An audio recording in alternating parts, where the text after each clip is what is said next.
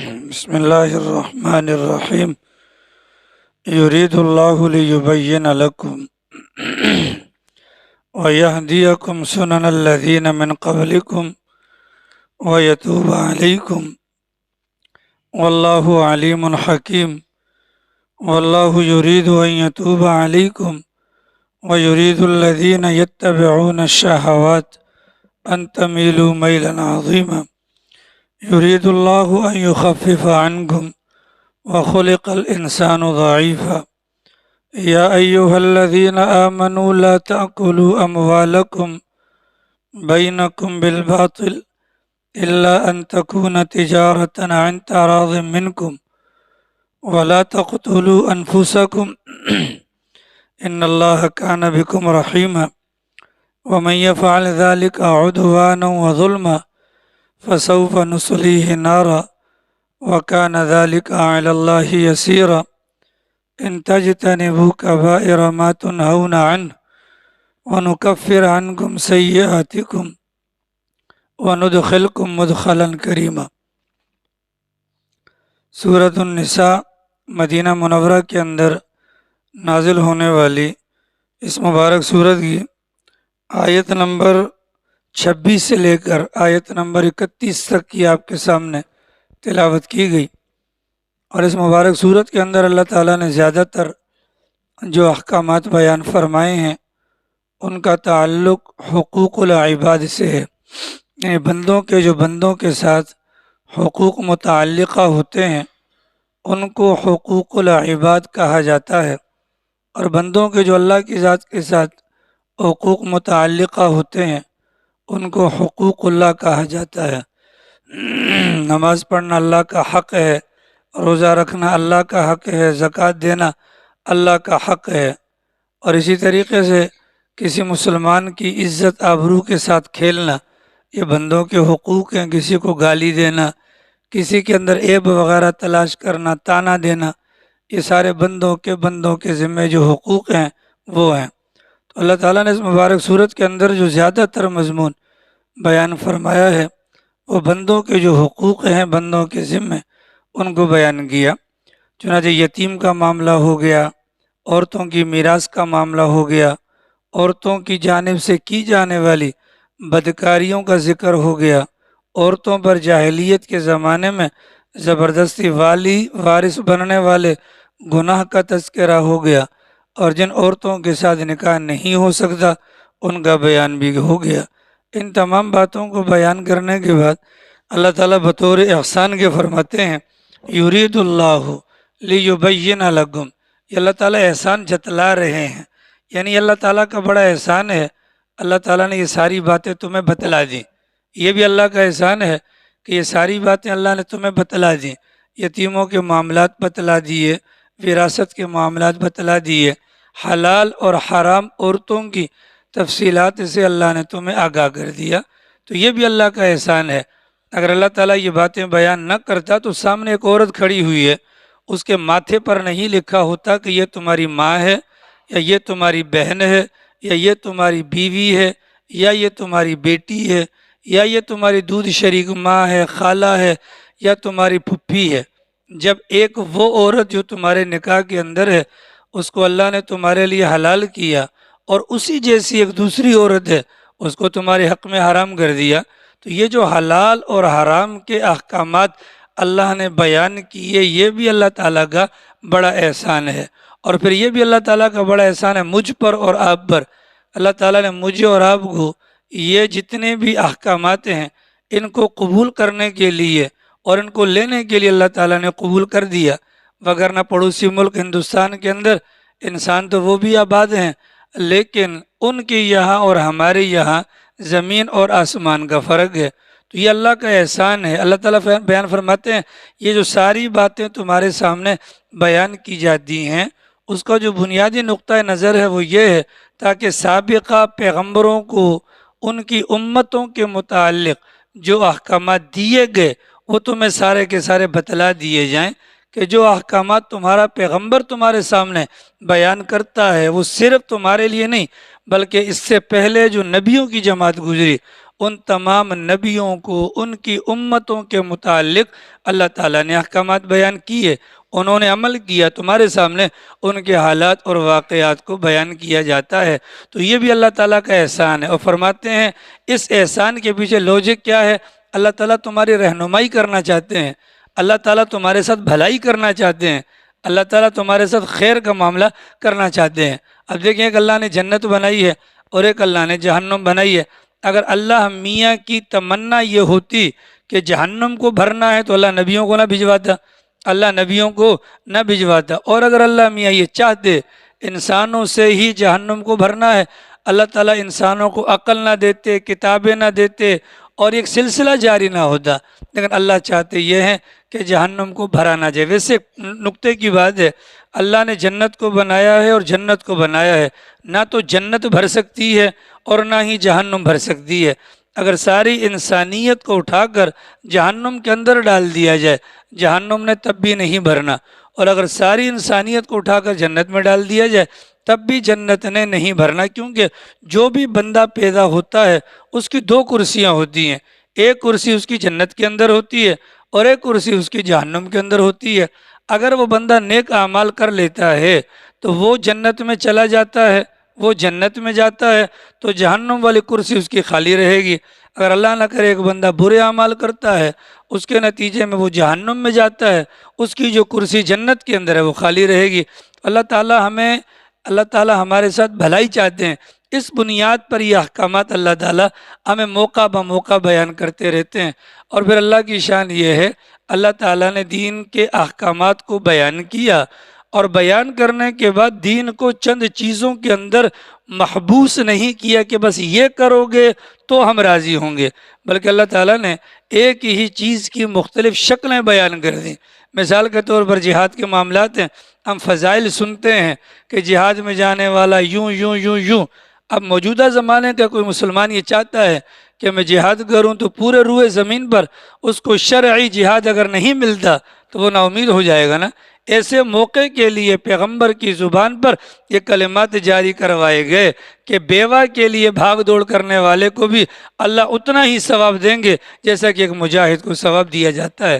تو گویا کہ رخ بتلا دیا، گویا کا رخ بتلا دیا۔ ہر بندے کی تمنا ہوتی ہے کہ جی میں احرام باندھ کر کعبۃ اللہ کے چکر لگاؤں، کہ احرام باندھ کر کعبۃ اللہ کا چکر لگاؤں، تو ہر بندہ وہاں جا نہیں سکتا، اس لیے کہ عالم ارواح کے اندر یہ سارے کے سارے فیصلے ہو چکے ہیں۔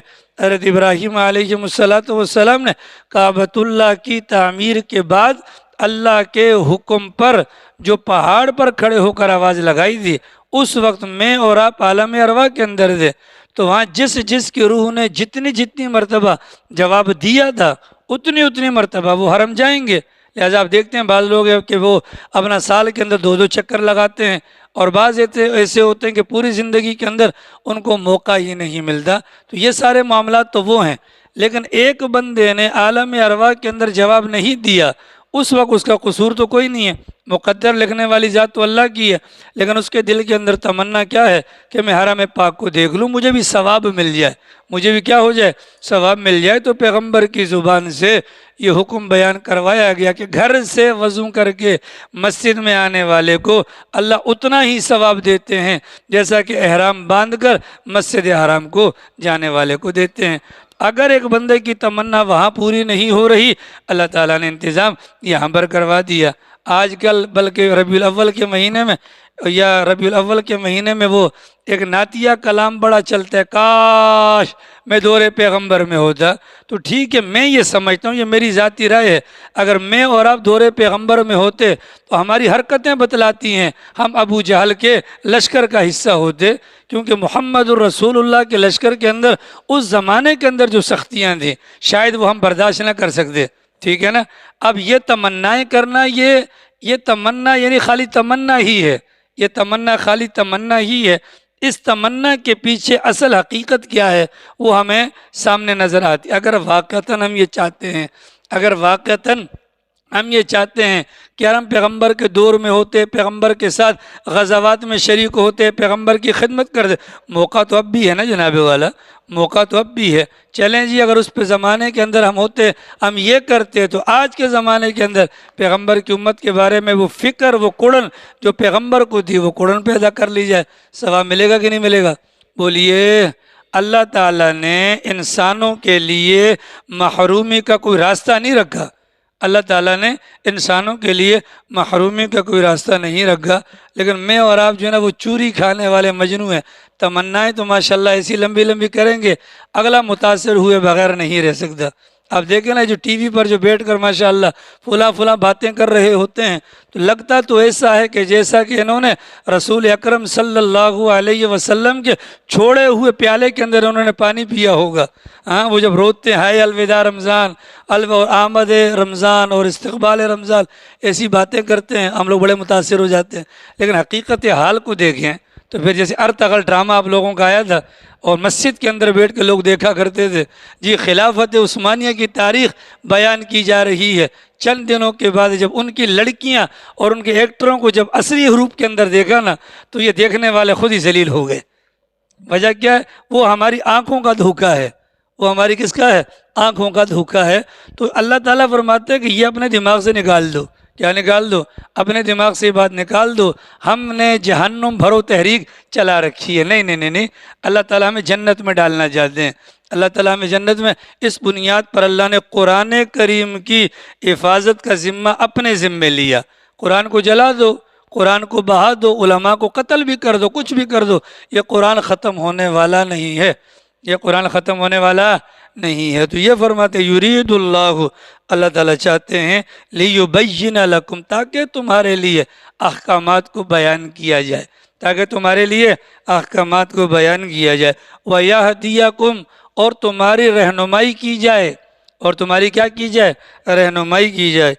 سنن الذین من قبلکم، تم سے پہلے گزرے ہوئے پیغمبروں کے راستے کی، تم سے پہلے گزرے ہوئے پیغمبروں کے راستے کی، کہ دیکھو یہ باتیں جو تمہیں بتلائی جا رہی ہیں، یہ باتیں پہلے بھی ہو چکی ہیں۔ صحن کے اندر کعبۃ اللہ کے رسول اکرم صلی اللہ تعالی علیہ وسلم لیٹے ہوئے تھے، تو مصائب سے دوچار ایک صحابی رسول پیغمبر کے پاس ہے، یا رسول اللہ، آپ اللہ سے دعا کریں اللہ تعالیٰ مصائب کو ختم کر دے۔ اللہ کے نبی غصہ ہو کر اٹھ کر بیٹھ گئے اور فرمایا کہ تم سے پہلے لوگوں پر ایسے حالات آئے کہ ان کے ایمان کی وجہ سے ان کے لیے گھڑے کھدوا کر ان کو کھڑا کر کے آرے سے ان کو چیر دیا جاتا تھا، پر وہ ایمان پر استقامت کے ساتھ قائم رہے۔ تم پر تو ابھی کوئی حالات نہیں آئے۔ تو بظاہری احکامات، میراث کا معاملہ خاص طور پر، کیونکہ چمڑی جائے دھمڑی نہ جائے، یہ کون انسان یقین کر سکتا ہے یا تصور کر سکتا ہے کہ میرا مال وہ کھائے گا؟ یہ کیسے ہو سکتا ہے؟ ٹھیک ہے، اللہ تعالیٰ نے احکامات بتلا کر پھر پہلوں کے حالات کو ہمارے سامنے بیان کر لیا۔ اب دیکھو حضرت موسیٰ کا واقعہ قرآن کے 30 سپاروں میں 28 سپاروں میں اللہ نے ذکر کیا۔ ٹھیک ہے، اگر آج کوئی کھڑا ہو کر کہتا ہے لا الہ الا اللہ موسیٰ کلیم اللہ، تو وہ مسلمان ہوگا؟ نہیں ہوگا نا۔ تو حضرت موسیٰ کا واقعہ کیوں بیان کیا جا رہا ہے؟ تاکہ بعد والوں کو پتہ چلے حضرت موسیٰ کے حالات دیکھ لو، ان کے ساتھ بھی تو معاملات ہوئے نا۔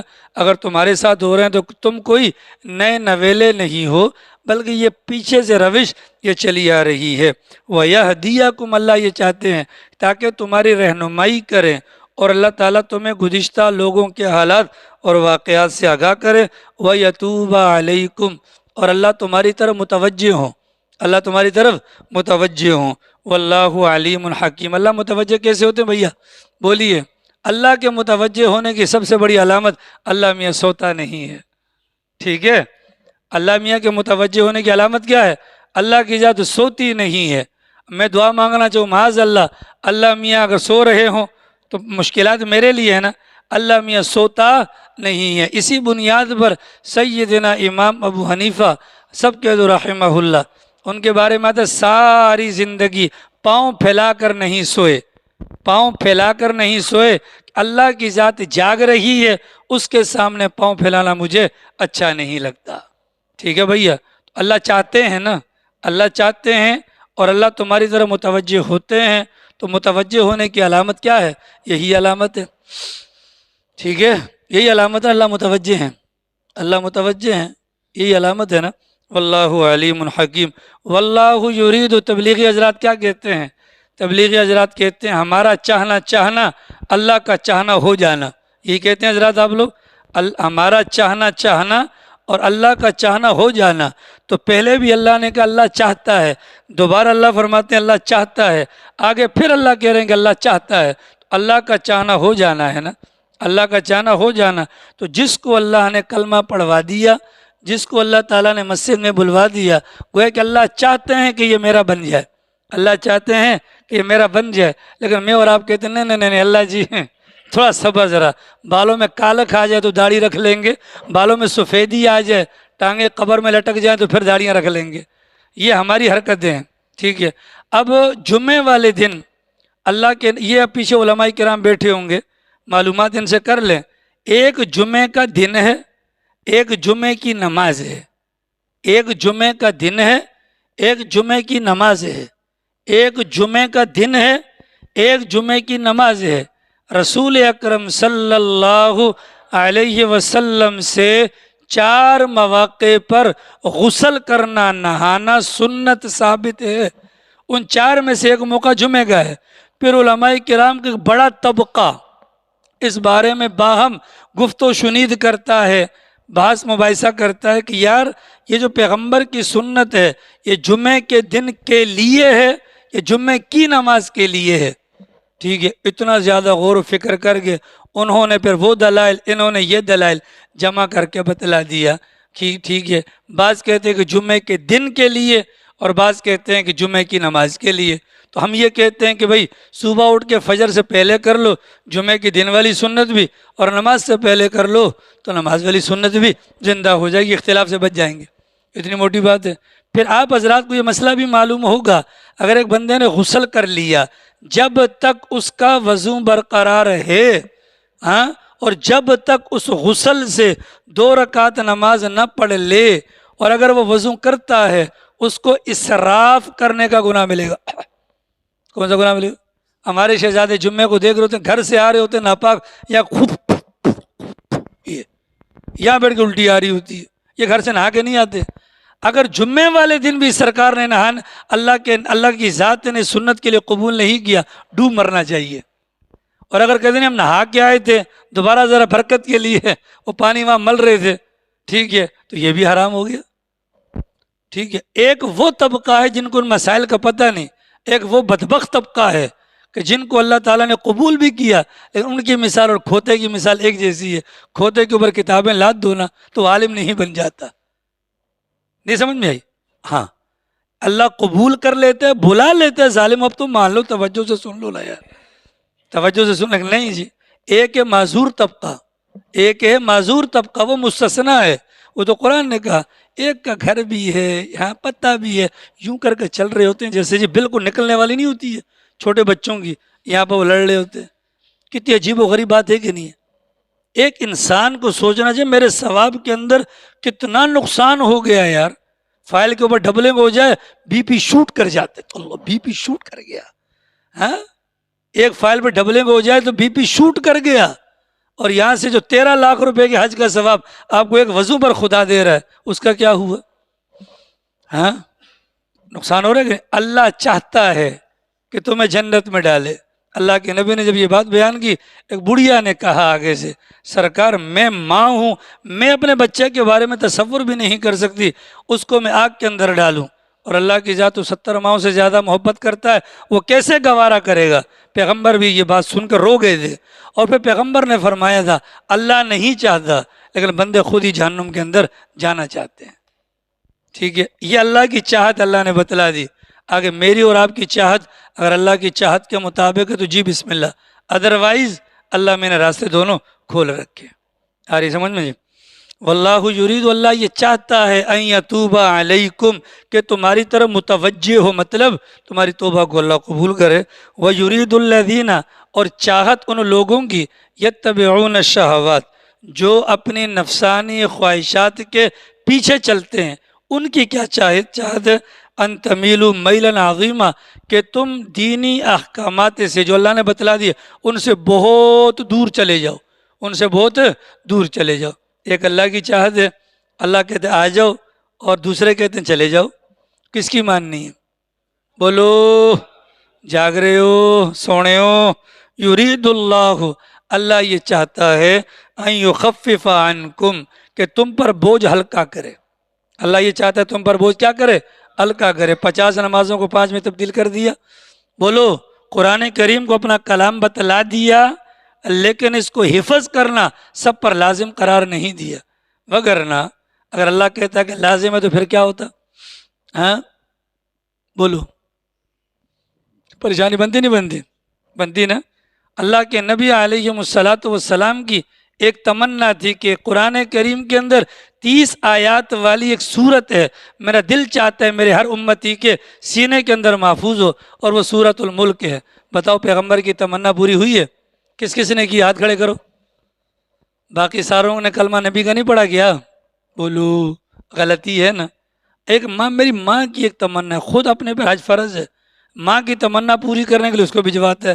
وہ بڈھی کھوسٹ ہو گئی ہے، وہاں وہ احرام باندھ کر چل بھی نہیں سکتے وہ لوگ. ماں کی تمنا پوری ہو رہی ہے، باپ کی ہو رہی ہے، بیوی بچوں کی تمنا، پر پیغمبر کی تمنا کون پوری کرے گا؟ یہ ماں انکار نہیں، لیکن یہ ماں کل قیامت والے مجھ سے بھاگے گی، یہ اللہ کا قرآن کہتا ہے. پر پیغمبر بھاگے گا نہیں. پیغمبر کے لیے باقاعدہ ممبر لا کر رکھا جائے گا، اور کتابوں کے اندر آتا ہے پیغمبر نے فرمایا اس خدشے کے پیش نظر میں بیٹھوں گا نہیں کہ کہیں وہ اڑا کر مجھے جنت کے اندر نہ لے جائے اور میری امت باہر پریشان نہ ہو جائے. اس نبی کی تمنا کون پوری کرے گا بھیا؟ صحابہ نے پوچھا نا سرکار اولین آخرین سارے لوگ وہاں پر موجود ہوں گے، ہم آپ کو تلاش کرنا چاہیں تو کہاں پر کریں، کہاں ملیں گے؟ اللہ کے نبی نے فرمایا کہ اگر مجھے ڈھونڈنا ہو تو میزان عدل پر آ جانا، جہاں پر لوگوں کے نام اعمال کو تولا جائے گا. وہاں نہ ہوں تو مجھے اپنا پل صراط کے قریب ڈھونڈ لینا، وہاں نہ ہوں تو مجھے مقام محمود پر تلاش کر لینا.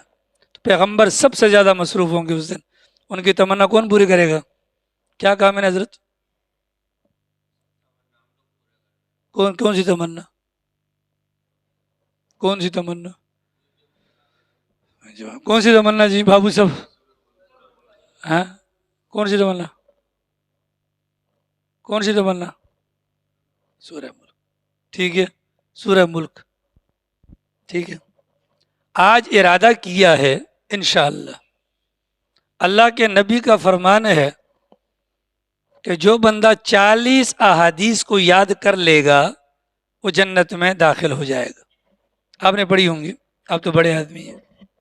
ارادہ کیا ہے چھوٹی چھوٹی احادیث انشاءاللہ کل سے یاد کروانا شروع کی جائیں گی، ڈیلی بیسس پر ایک.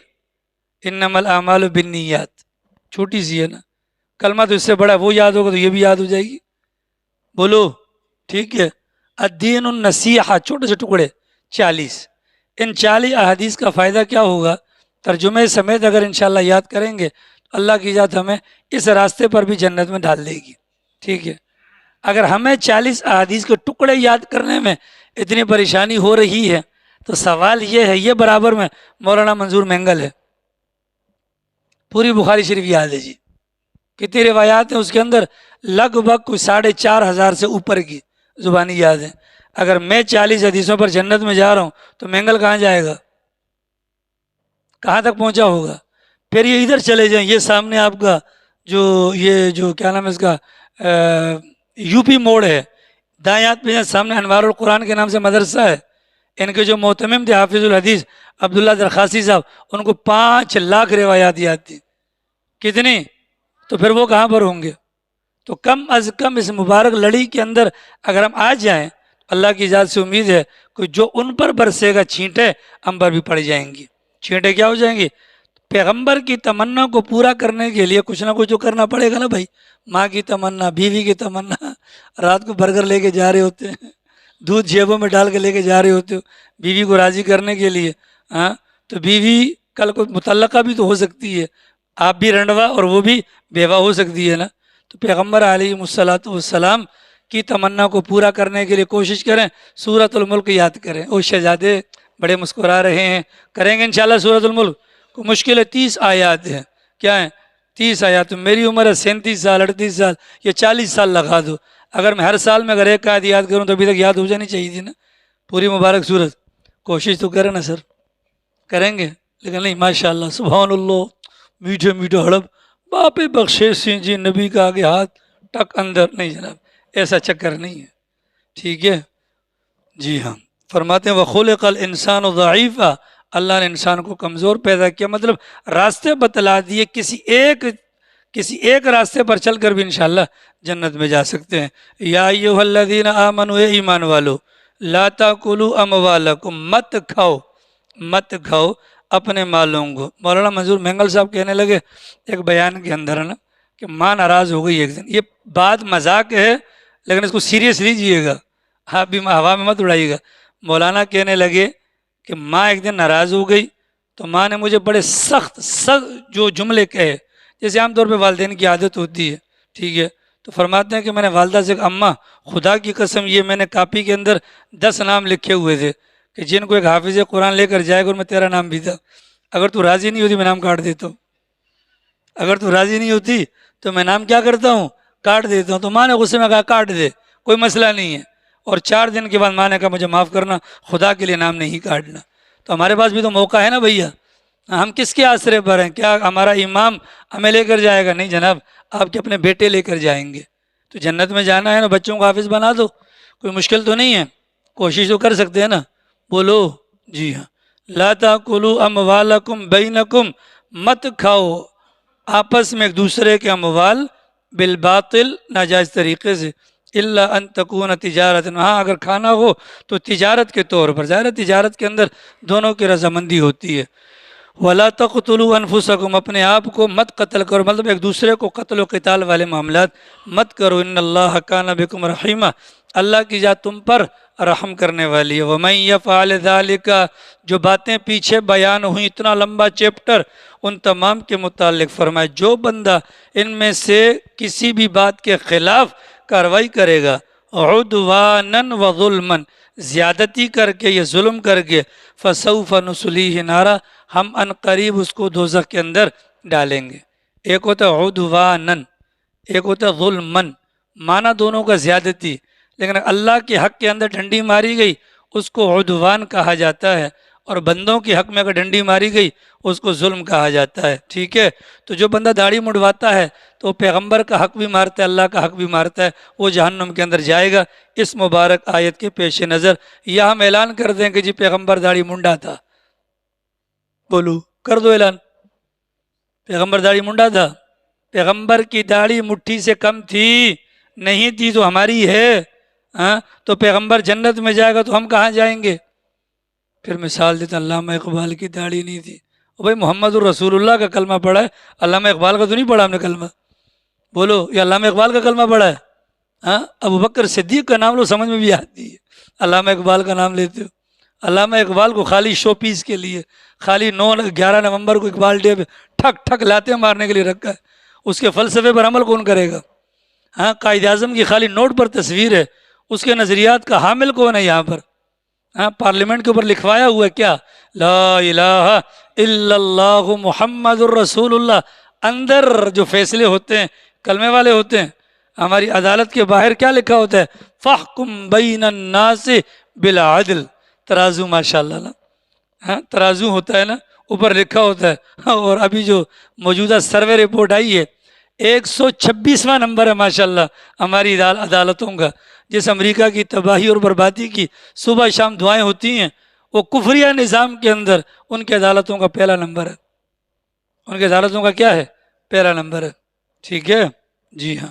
تو یہ فرماتے ہیں وَكَانَ ذَلِكَ عَلَى اللَّهِ يَسِيرًا، اور یہ اللہ کے لیے آسان ہے، مطلب یہ مت سمجھنا کہ ہم ساری دنیا کے لوگ مل کر اللہ میاں کو فیصلہ واپس لینے پر مجبور کر دیں گے، نہیں بھائی، وَكَانَ ذَلِكَ عَلَى اللَّهِ يَسِيرًا۔ تھوڑی دیر کے لیے تصور کرو، اللہ قرآن میں فرماتے یوم تبدل الارض غیر الارض والسماوات مطویات بیمینہ، اللہ تعالیٰ کا حکم ہے بلکہ فیصلہ ہے زمین کو اللہ تبدیل کرے گا، تو سوال یہ اللہ زمین کو تبدیل کرے گا تو صادق بھائی کہاں جائے گا یا میں کہاں جاؤں گا؟ ہاں تو کتابوں کے اندر آتا اللہ ساری انسانیت کو زمین کے کنارے پر کھڑا کرے گا، یہ جتنی بڑی ہم انسانی نظر آتی ہے تو یہ اللہ کے ارادے کی مار ہے، کس کی مار ہے؟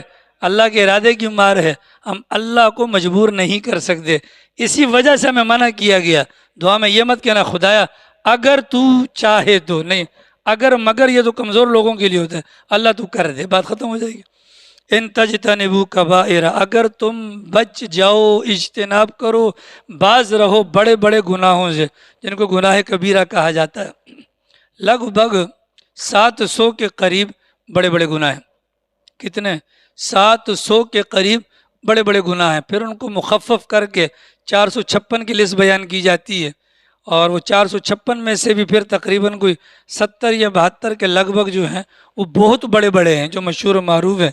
تو یہ گناہوں کی تفصیلات جاننا بھی بے حد ضروری ہے، ٹھیک ہے؟ تو ان تجتنبوا کبائر، اس کو آسان الفاظ میں یوں سمجھیں، گناہ چھوٹا بڑا اس کو نہ دیکھا کرے۔ حضرت تھانوی رحمۃ اللہ علیہ فرمایا کرتے تھے کہ بڑا گناہ گناہ کبیرہ انگارے کی مثال، چھوٹا گناہ گناہ صغیرہ وہ چنگاری کی مثال۔ تو کوئی بے وقوف آدمی انگارے کو چھوڑ کر چنگاری کپڑوں والی الماری میں نہیں رکھے گا، اس لیے کہ جو کام انگارہ فوراً کرے گا چنگاری لیٹ کر دے گی، ٹھیک ہے؟ تو یہ فرمایا گیا کہ اگر تم بڑے بڑے گناہوں سے، بڑے بڑے گناہ کون سے؟ جن پر پیغمبر کی جانب سے یا اللہ تعالیٰ کی جانب سے وعید نازل ہوئی ہو وہ بڑے گناہ ہیں، اور جن پر وعید نہیں آئی وہ بڑے گناہ نہیں ہیں۔ تو سوچیں داڑھی کا کون سا مقام ہے۔ مولانا یوسف صاحب لدھیانوی شہید رحمۃ اللہ علیہ، جانتے ہوں گے پرانے لوگ، ہمارے بہت بڑے عالم تھے، اللہ تعالیٰ نے بڑا کام لیا تھا۔ وہ فرماتے تھے کہ مجھے خود اس بندے نے بتلایا کہ جن کو رسول اکرم صلی اللہ علیہ وسلم کی بارہا زیارت ہوئی، ان کو میں نے کہا کہ یار پیغمبر سے جب زیارت ہو تو پوچھنا کہ دنیاوی اعتبار سے ہم نے سیرت میں پڑھا کہ جو داڑھی مونڈتا تھا، کترتا تھا، آپ جب وہ آپ کے سامنے آتا تھا آپ اس کے سلام کا جواب نہیں دیتے تھے۔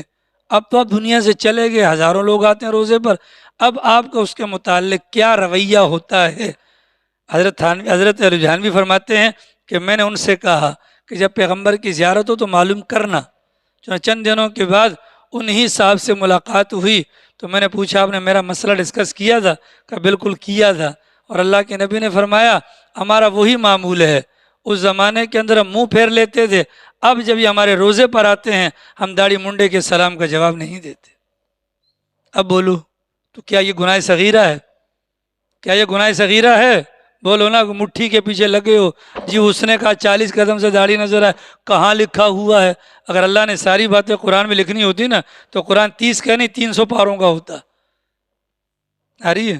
کبھی مرغی کھاتے ہوئے تو نہیں کہا قرآن کی کون سی آیت میں آیا مرغی کھانا؟ آیا قرآن میں کہیں پر مرغی کھانا؟ بولو تو پھر داڑھی کے بارے میں کیوں آیا ڈھونڈتے ہو؟ یہ بہت بڑا گناہ ہے، اور اس گناہ کے اندر مبتلا ہونے کی بنیادی وجہ اس گناہ کو گناہ نہیں سمجھا جا رہا۔ ماشاءاللہ نام چینج کر دیا، کیا شیو، کیا کر دیا؟ شیو۔ ہمارے پیغمبر نے رات کو سوتے ہوئے سر ننگا نہیں کیا، ہمارے شہزادے اللہ میاں کے سامنے آ کر اپنی پفیں دکھا دیں یوں کر کے، یوں کر کے۔ اور اللہ کی شان ہے 1.25 لاکھ نبیوں میں کوئی گنجا نہیں تھا، 1.25 لاکھ صحابہ میں کوئی گنجا نہیں تھا، سارے ٹوپیاں پہنتے تھے۔ اب لوگوں نے یہ کرنا شروع کیا نا، یہ والے اللہ نے بال اڑانے شروع کر دے، میرے بھی دیکھ لو۔ اور یہ سمجھ شریفہ میں تو فیشن کو پھر اللہ ایسے ذلیل کرتا ہے، باقی چیزوں کو بھی دیکھ لیں کتنا کچھ ہو رہا ہے۔ یہ فرمائے ان تجتنبوا، اگر تم باز رہو کبائر ما تنہون عنہ، ان بڑے بڑے گناہوں سے جن سے تم کو روکا جاتا ہے، نکفر عنکم سیئاتکم، تو ہم کفارہ کر دیں گے تمہارے ان گناہوں کا۔ یعنی چھوٹے چھوٹے وہ تو ویسے ماشاءاللہ آئی صاحب 50 ایسے تشریف لاتے ہیں، آج آپ تشریف لائے ہوں گے نا، تو جو قدم مسجد کی طرف اٹھتا ہے اس ایک قدم پر نیکی ہے، کیا ہے؟ اور جو قدم رکھتے بھی ہوں گے نا ایک گناہ مٹتا ہے۔ پھر آ کر آپ نے وضو بھی کیا ہوگا، ہاتھوں والے منہ والے سارے گناہ اللہ نے دھو دیے ہوں گے۔ یہ اللہ فرماتے ہیں وَنُدْخِلْكُمْ مُدْخَلًا كَرِيمًا، اور ہم تمہیں داخل کریں گے عزت کے مقام کے اندر۔ اللہ تعالیٰ توفیق عمل نصیب فرمائے۔